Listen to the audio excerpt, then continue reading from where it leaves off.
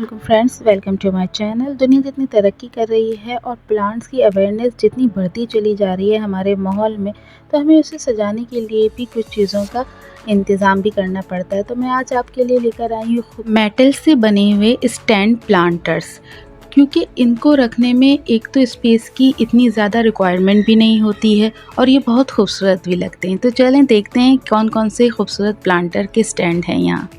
Friends, आपसे दिल से रिक्वेस्ट है कि वीडियो को पूरा देखें। वीडियो पसंद आए तो लाइक ज़रूर कीजिएगा। कमेंट्स में अपनी राय ज़रूर दीजिएगा कि आपको कौन सा प्लांटर बहुत खूबसूरत लगा। चैनल पे नए हैं तो सब्सक्राइब करना भी ना भूलिए।